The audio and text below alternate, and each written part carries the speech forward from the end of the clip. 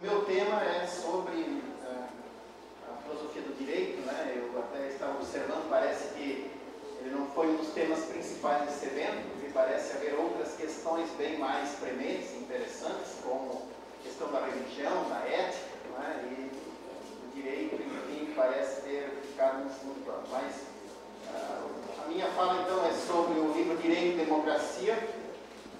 Vocês devem saber que nesse livro o Habermas ele faz uma mudança numa interpretação, ou pelo menos um esclarecimento melhor da relação que haveria entre o chamado princípio do discurso e a moral, o princípio de universalização. E ele afirma lá, então, o que ele chama de neutralização moral do princípio do discurso. E essa parece uma tese, pelo menos, forte, se nós considerarmos a reação que houve por parte do Apple a essa nova formulação do Habermas, onde o Apple realmente diz que com esta neutralização moral do princípio do discurso, o Habermas não teria mais como fundamentar a própria ética discursiva e, claro, também o próprio princípio do direito. Mas então, nesta nova arquitetônica que se desenha em Direito e Democracia, nós temos o princípio do discurso, e desse princípio se deduziria, ou se esta palavra for muito forte, este princípio do discurso implicaria, digamos, dois princípios que estariam diferenciados. Um seria o princípio de universalização, que seria um princípio próprio da ética discursiva, e outro seria, então, o princípio da democracia, ou o princípio do direito, que seria aquele próprio da legitimidade jurídica. A minha questão é, se há essa neutralização moral do princípio do discurso, e se o princípio do direito é implicado, ou é deduzido a partir do princípio do discurso, então a pergunta que se pode fazer é, quais as consequências para a relação entre moral e direito, né? Como é que então o princípio de universalização e o princípio do direito se relacionam, tendo em vista que esta relação entre moral e direito é tida como sendo definidora do conceito de direito, por exemplo, pela tradição do direito natural. Sabe-se que o Habermas ele recusa a teoria do direito natural e também recusa o positivismo jurídico. Não só o positivismo jurídico do Weber, do Max Weber, do Niklas Luhmann, mas também o positivismo que ele atribui na sua interpretação de Hobbes, e também o positivismo do Hart, do famoso livro de 61, Conceito do Direito. O Habermas, então, ele recusa as teses positivistas, por exemplo, desses autores mais clássicos, como Austin, por exemplo, né? Ou do próprio Bentham, que calcavam o direito muito na noção de coação. Por outro lado, ele recusa a tese do direito natural, segundo a qual a validade de um comando jurídico depende da verificação da validade moral desse comando. De tal forma que, segundo essa teoria, se uma regra jurídica não passasse por um teste moral, ela não teria natureza jurídica. Contudo, não é claro o que ele retém de ambas as teorias que ele recusa. O que ele retém do positivismo, o que ele retém da teoria do direito natural, nem como ele retém estes elementos. Por quê? Porque a obra do Habermas parece ter um problema assim no tratamento dessas questões. Ele diz recusar a teoria do direito natural, porque ela contemporaneamente não teria mais sentido em falar de uma teoria do direito natural. Então ele recusa essa teoria como uma possibilidade de tratamento da legitimidade jurídica, mas, por outro lado, aceita, por exemplo, a teoria do Dworkin, que é claramente um autor com vínculos pelo menos nesta tese de que uma norma jurídica injusta não seria uma norma jurídica. E ele recusa um autor, por exemplo, como Hart, que na interpretação que se deu posteriormente, mas que o Habermas não conhecia, seria um autor que não vê problemas em haver um vínculo entre a validade jurídica de uma norma e a sua validade moral. Não que este vínculo seja uma condição necessária da validade jurídica de uma norma, mas não haveria problema se uma regra de reconhecimento, como ele diz, pusesse nas condições de validade jurídica a sua verificação moral, digamos assim. Então, esse digamos, o contexto que ainda eu não tenho muito claro, né, mas é que eu gostaria, sim, de posteriormente vir a investigar como é que o Habermas resolve essa questão.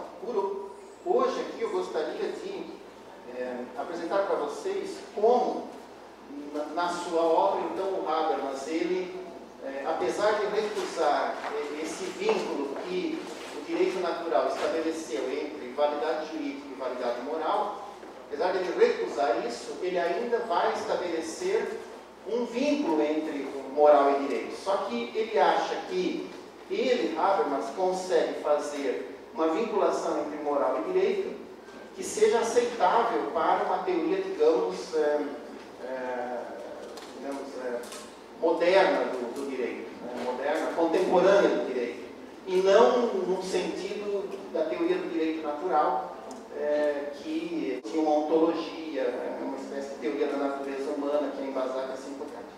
Ele critica a posição do Max Weber, que poderia ser então caracterizada como sendo positivista, porque ele teria buscado compreender a validade de uma norma jurídica independentemente do seu conteúdo moral.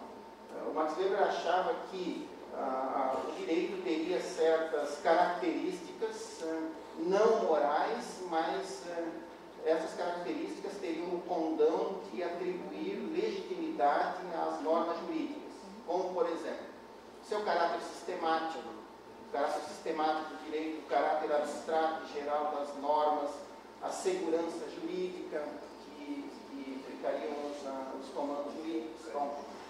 Então, o Weber achava que moralizar o direito para dar conta da sua legitimidade era introduzir elementos, digamos, de irracionalidade no direito, porque, como todos vocês sabem, o Max Weber ele não é um cognitivista moral, ele é um não cognitivista moral, ou seja, ele tem, os valores são contingentes, são circunstanciais, dependem de tradições, dependem de formas de vida, de tal forma que, segundo Max Weber, se nós quiséssemos justificar a legitimidade jurídica a partir da moral, nós correríamos então nesse problema de não termos disponível uma moral entendida de forma cognitivista.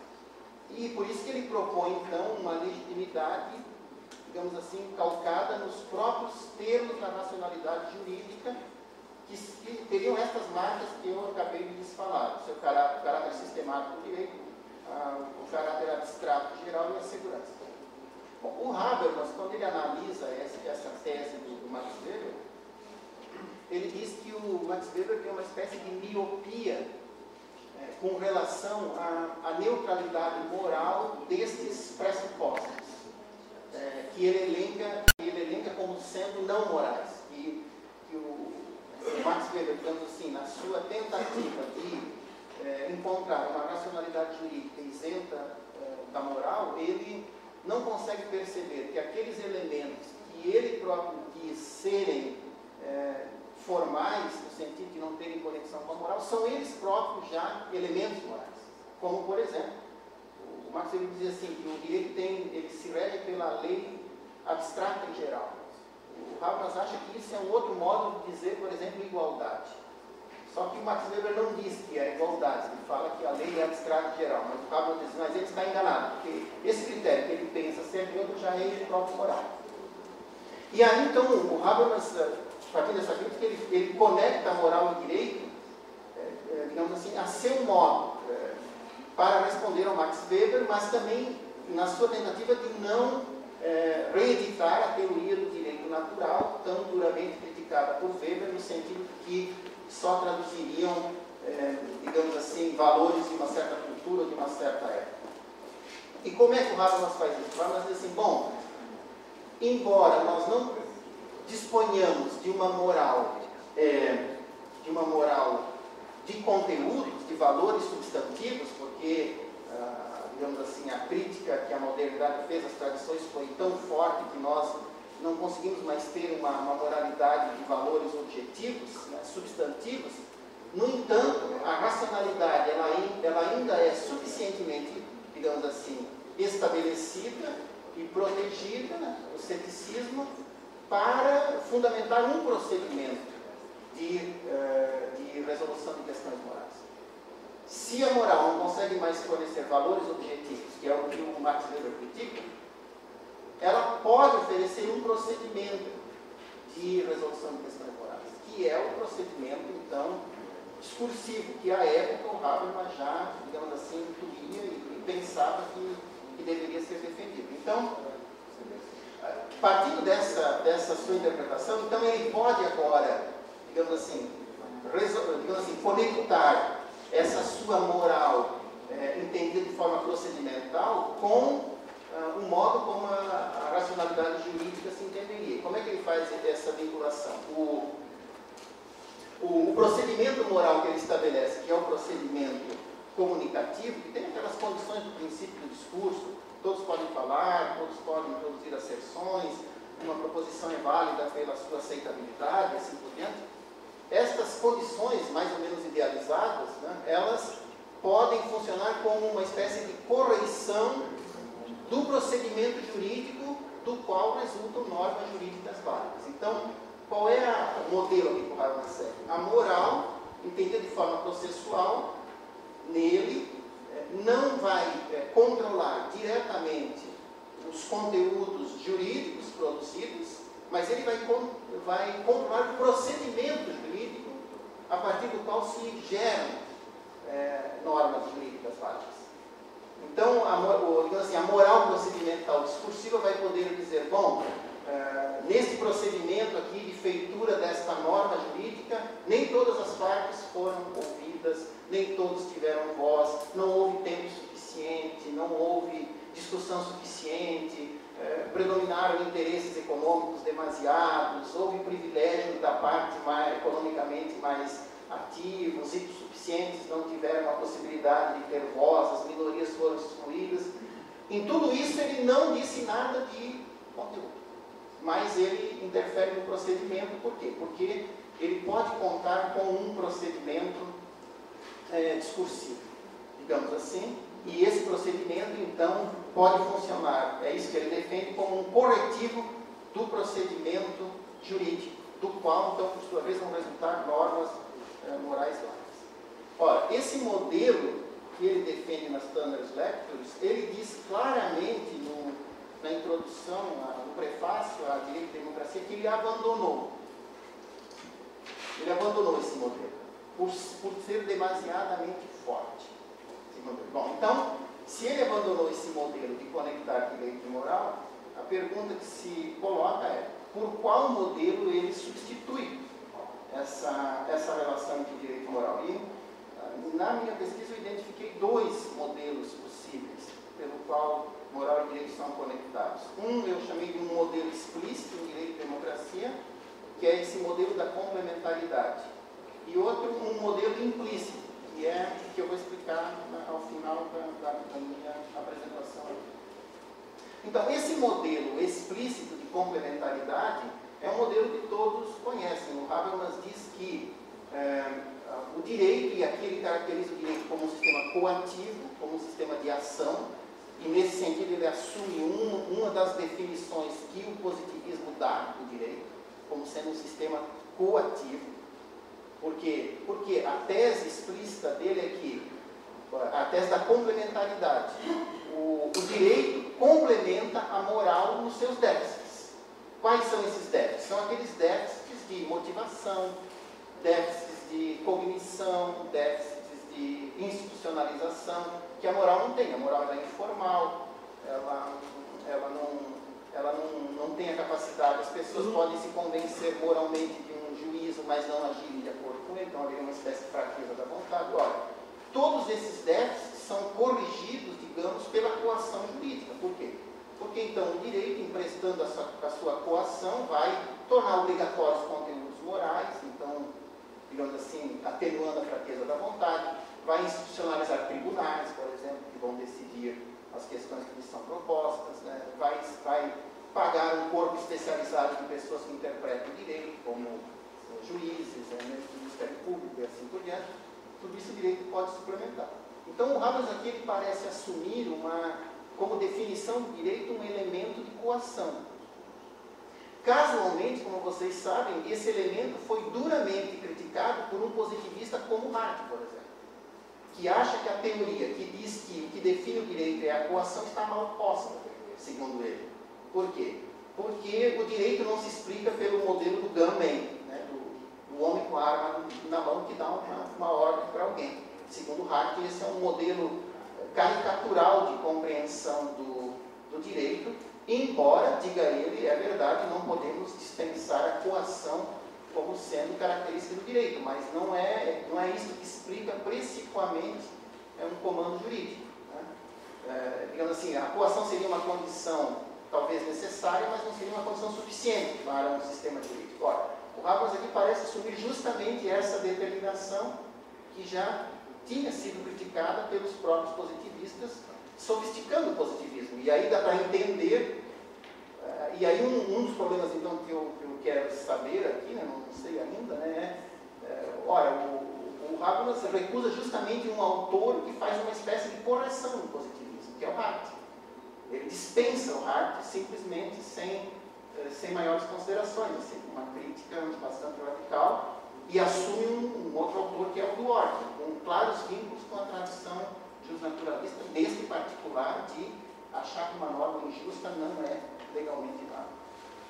Então, esse modelo de complementaridade, ele vai dizer como é que ele une direito e moral. Ele diz assim, que o direito tem uma espécie de obrigação, digamos assim, se quiser ser legítimo, de tornar impositivos os conteúdos moralmente estabelecidos pelo princípio do discurso.